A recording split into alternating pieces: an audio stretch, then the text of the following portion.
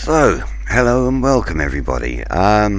This is my first attempt, and yes, take that word seriously, attempt to actually do a tutorial and try and show someone how to use x360ce, which is this wonderful piece of software from Toka Edit that allows you to use different controllers almost as if they are in fact an Xbox 360 controller. Well, it's a bit of a gamble as to which version I'm using, so I've tried most versions, and what I'm going to do is show you the version that I use. I've left links in the description so that you can download direct from my Dropbox a folder that's got this 32-bit, 64-bit, all of those are in there, plus the additional files that you may need for Windows in actual fact to run x360ce, as it is a bit finicky. So after that, let's have at it. Right, to start with, these are the guys, Toka Edit, who have brought us x360. If you go to their website, x360ce.com, which I'll also leave a link for, there you can actually get the latest software if you want to. But saying that, the version I use is in fact a bit earlier and seems to be better, and I think in fact they've taken the latest one off of their website and they're using an old version themselves. Anyhow, that's the website that you really want to go to find out specific information about certain games. They have it so that you can get setups that work with games, because it is really quite a frustrating thing to get a controller working, especially if it's a custom one with a game, as you can get some rather weird results, and that, as I have found out. I will try and give a couple of hints. This is mainly for I'm using the Leo Bodner board right at the moment, the BU0836. This is actually for the A version, but it doesn't matter if it's an A or an X. And a shout out there to Shark from GP Bikes Forum by Piboso. Yes, big shout out for GP Bikes. The fact is, it doesn't matter if it's an X or an A, it'll be accepted. The one thing you have to remember is, with Leo Bodner boards, each one has an individual ID number. Therefore you can have more than one connected to your computer at any time, and they're individually recognized. So if you do change your BU board and wish to use x360ce again, then you'll have to reprogram it for that particular board, and you'll have to do that for each individual one. The same with your controllers. No matter what you're using, I recommend to always reset it. Xbox controllers seem to be a normal number, that I do advise to really just do a fresh setup every time you put a new controller in. Okay, so like I said, links will be left in the description. Well, now get rid of this page and to 360ce. Now these are the files here that I've left a link for. It's one folder that contains them all. Basically, when you want to install a controller, you'll want to use the 32-bit version and not the 64-bit. I have used the 64-bit and it does work, but there are tendencies to have problems, so I highly recommend always use the 32-bit exe file to actually set up a controller. So if we go in there and see this, now I've included the most used DLL file that is needed, and once you start the exe, if it asks you to update that 1.3, do not update it. Okay, this file is really what you need to work with this version. Okay, do not update it. And this version here, just for information, is 3.2.8.77. okay, and this DLL is really the one that works best. Okay, so do not update it if you're asked. I've deleted an ini file, so you just start off like this. Even if you started off without this DLL, it would in fact make one, but I've given you this anyhow, so that way it will work better. So now if we start this up for the first time, up comes our program and it's asking us something. The best way to do this, ignore these, simply say cancel and you'll get that lovely ding. Simply click OK on this next window. Now click on save. Okay, so go here to the bottom and click save, and now directly close that window again. Wait until you only see the ini file and then restart it. Now what that does is it's the shortcut to having to program buttons and then save it and then see if it's going to work. This is the best way to really see. Do not program any buttons, simply do that one process of a couple of clicks, cancel one time, say OK, save it, close it, then reopen, and you should get back to this. Now what we're getting is that sound that came up is saying the program's working fine, it's recognized your controller. So here we've got a lovely green square, and this is nice, it's not red, that's saying OK. And then here in this line we have the description of our particular controller, which is saying it's an interface, although it's this whole controller you're seeing up in the right hand corner. Now the next thing you want to do is go to here, which is the advanced button. This is very important because you basically do not want to have pass-through, force feedback pass-through, don't have any of those. Leave most of them, but what's important is it'll want to know what kind of type of device, and as you can see here you've got gamepad, wheel, flight stick, all of these. And you remember you're dealing with a program that's probably only written for a gamepad. Therefore, even if you've got a wheel or a custom system like mine, you still want it to be accepted as a gamepad. So you put in gamepad, hear that sound, just quickly save. Then you know you're at that stage. So now we've got our basic setup. Okay, for now we're just going to have this one controller. We're not going to do combined, we'll do that later. Right, so now what we want to do is set up our buttons and our axes for the game to actually think it's one of these gamepads. Now you have to always keep this in mind. If you look at how a gamepad works, these are two axes sitting in the center, whereas my clutch lever, my brake lever and my throttle are potentiometers sitting at 0 and then being opened and going to a higher value, whereas these are mid numbers going higher and lower. So it can be frustrating, so you must always keep that in mind, and always keep in mind what you're used to for XB, you know, A, Y, all the buttons, and how a game actually uses them. Some games depend to have a specific button for a specific action. Now, as this is mainly to do with motorcycle gaming, and that I am actually doing this for the GP Bike forums, where they have other people that want to use milestone programs or anything like that and make custom controls, then basically you have to always imagine that you need to design your controller or use whatever controller you are as if it is a gamepad as close as possible. So for me, I've designed my systems and wired them in a way that I can actually make it very much the same interface as an Xbox controller. So now what we basically want to do is we're going to set up our axis and our buttons for how we would use them in the game. Obviously we're going to want to think about how we remember them, so we want to keep it as close as possible to the action of an Xbox. Obviously my setup's custom, so I have to do it in certain ways. So to start with, what you want to look for is we're going to start with our axis, and our very first one, which is the most important, is the steering. This is normally on the left stick and the x-axis.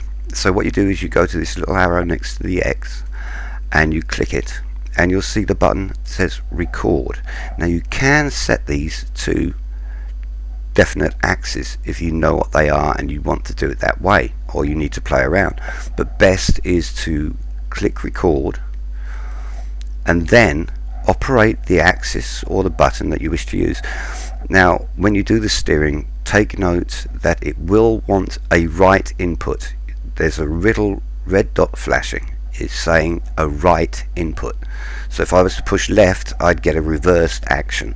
So what I need to do now is simply push it to the right, and you can hear it's accepted it. So that's fine. So now what I've got is I've got my steering axis. But if I want to use that in a milestone game, okay, so a game that's been specifically written for gamepads, the one thing you really need to remember is that their programming code basically starts with this massive hole. So the gamepad itself, because it is actually such a small amount of movement, they have taken away this area here that would normally have a registering movement. There's nothing there. So they've taken basically about 10-15% either side of that away from a potentiometer's actual reading. So you need to now make an anti-dead zone, and the way you do that is, this is your left joypad, so you go up here where it says left thumb and you click on left thumb, and now you've got anti-dead zone, dead zone, and your sensitivity, and these you can adjust to your heart's desire. I found that basically 20% is about right to start off with. Now when this writes to the ini file, it will give this number. It won't give a percentage, it'll show this number here, and you can actually go into the ini file and alter that. I prefer to go into the ini file, alter that increments of 50, so 50 off or 50 on, and then you can really feel in the game, and it depends on each game how much sensitivity you need to have. So it's a bit of experimenting, but it's really easy, and if you do it in the ini, which I'll show you in a minute, it's very quick. You know, it's simply a case of altering the value, saving the ini, and going back into your game. Can't be done while in the game. I must say I have tried it and it doesn't work. So right, so far we've saved our steering. Now I'm just going to save that so I don't have to go back. So next I'm going to want to use my accelerator and my brake. Okay, now in general it's a case of you'll have the left trigger is your brake and the right trigger is your gas. And some of you it might be the other way round, but that is the way most games accept it. So basically what I say is you look at your triggers. I mean, obviously you'll do this how you want. I'm only giving you the value as to what I've tried in all different games. This is mainly the bike games. So I want to set my right trigger, which will be my brake. So I simply go up. There's my front brake. Now I want my throttle. I've got my throttle. Now most games don't have a clutch. GP bikes, thank goodness, does, and I do foot control systems as well. So, but for milestone games, you have to be careful with Superbike X, I think it is, has a problem with using my clutch because of the way they designed it for a pad. This is an older game, but basically I set the stick Y. I have that as a clutch, and then use that. You can use that as a rear brake. Okay, so that's how I do these. Now you simply want to run through your different buttons. We've done our basic axis. This is just the desktop version without foot controls, so I've only got 4 axes that I'm using at the moment. Obviously I do other things for rider control, but that's on more complicated systems that have actual gamepad controllers in them as well. Now, excuse me, got to light a ciggy because I'm actually quite nervous of doing this, because I know I'll cock up somewhere, which I actually did do, but I'll get to that in a minute. So now we set up our buttons. For myself, basically what I do, I run through. I've got my A, my B, my X, my Y. With milestone games, you need to have a back and a start button. Okay, it's very important you have those, because otherwise you won't be able to get in and out of the menus. Even if you're running a PC game and it's, you know, going through the keyboard, you still need to have the back and the start button. Otherwise you're up the swanny. You've got to, you know, go through Task Manager and close the program and restart it. Ridiculous. Thanks milestone, but anyhow.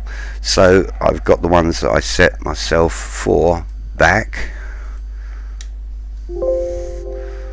start. Ooh.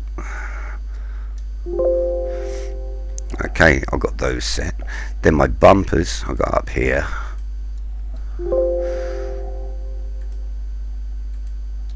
And then my D-pad I run from this side.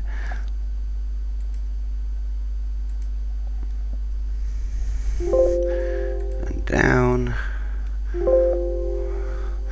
And my D-pad left. And D-pad right. Okay, so save that. And now we're just going to make sure we've definitely got gamepad. We've got a numpad there. We don't really need to go through any of these right now. It's perfectly fine, but one thing you may have to do is ensure, it's like I need to make sure that is 32-bit. The 1.3 DLL is what it writes, but you don't really need it to write it. It's already there. It's not going to do it, but make sure that's clicked and not the 64-bit, otherwise it will bugger you up. Controller settings, nothing needed there. Basically we are ready to actually use this file, so we save it once again. We go out and we've got our 3 files. So now what I want to do is, if I want to use those, say MotoGP 15, this is 32-bit and I'm using a 64-bit MotoGP 15 over here. So basically I've already got the 64-bit, so what I could do, I'll delete these and show you. So delete, yes. So if I go out of here, now go into my x64, and I'm going to copy these because I need the 1.3, but I'm just going to copy those. So copy. What you do is you go to your game folder and you then paste the files you want. Okay, so I've got my x360 and my 1.3. Now what I want is that any file. Now it doesn't matter if you write it as a 32-bit or a 64-bit. Like I said, it's best to write 32-bit, but the any works for the 32 and the 64. So just copy that any file that you made in that folder there, go back to your MotoGP, paste it, and now if I run this 64-bit here, it'll come up, it's working, and everything is there. All my controls, whatever I do, it shows them.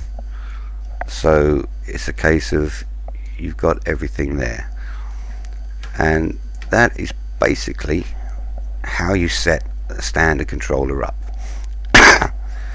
Now in the ini file, if you wish to alter that dead zone just in the ini file, it's here where it says left analog X anti-dead zone.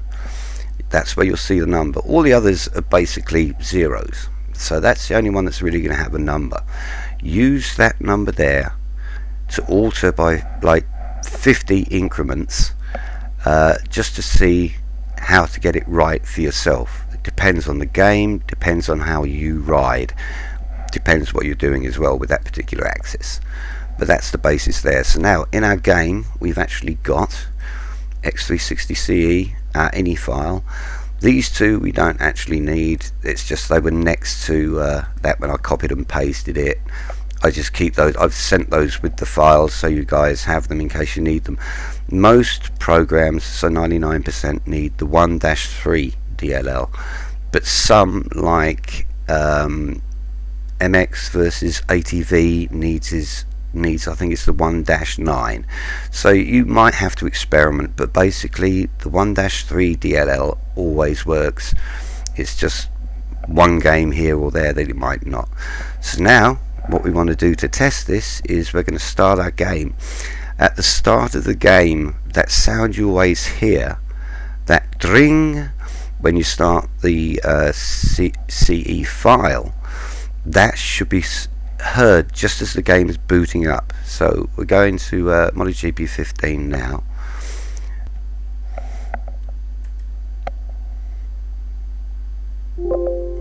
So, and that's our dring.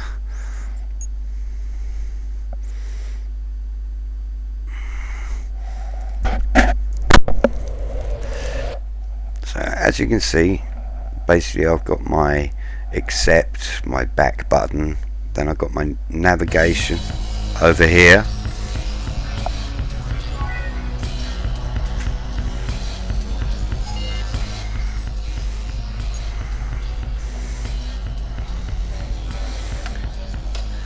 Now the one thing I'm going to say about this, and I hope I can be heard over the volume of the game, is that basically you're going to want to set up your controller in the game individually as you normally would. Go into controllers. Now I've already set mine up, but I'll just show you. So I want my front brake, so accept, and you can see accepts it 7.6. I come down, I want to change my camera. I always use this one. Oh, so I was leaning on my bars. Or forward. But the one that is awkward can be rear brake, in that because I'm using the clutch, that particular axis can be a bit funny. It's just the way, it's not a gamepad, so sometimes a game will react a bit funnily to it. You'll see here, if I now basically try to accept it, press my clutch, it's flickering through now. Basically on the keyboard, hit escape or just your back button, go out of your controls, then go back in, everything's fine. It's accepted it. I've set all my buttons up as I want through the controller. Now I simply go back out, go back into my game. Went too far back, so just quickly show you.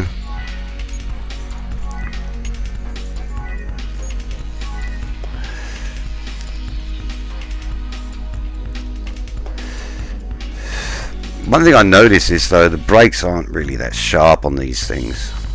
Don't we love our milestone intros? Welcome, Ray. So basically now, I mean you can still use your keyboard, but the gamepad, this is now saying, you know, do I want to go to my engineer? I can look through, I want to change it, you know, go through, decide not to, go back out, and that. So basically I can navigate with these, and that. You set up the controller as you want, but you have to remember that a program always decides.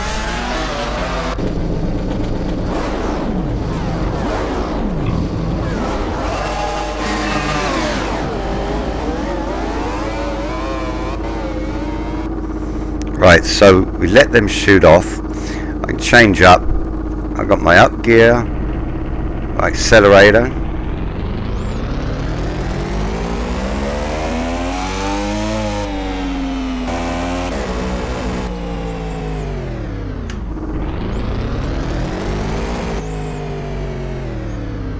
and brake.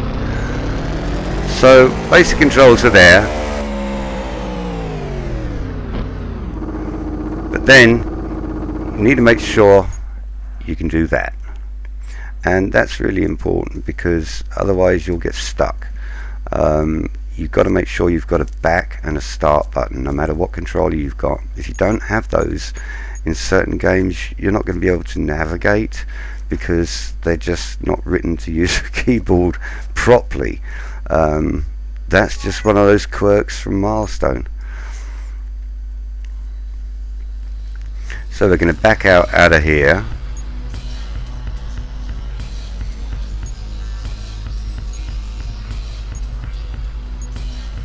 What is going on? There's me pressing the button. Okay, so basically now you've seen how you set up the basic system, and it really boils down to the fact that at the end of the day you only need those few files to actually be able to do so.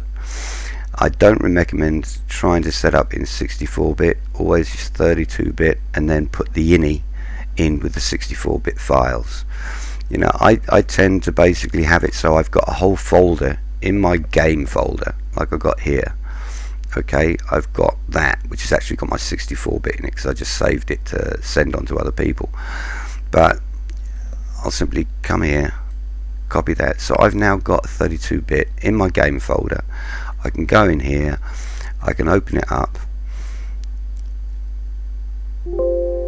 I can now set my controller. Once I've set my controller, I save it. I then simply copy this file, go back into the main file and then paste it and replace it, and that way it's far better. You don't have problems.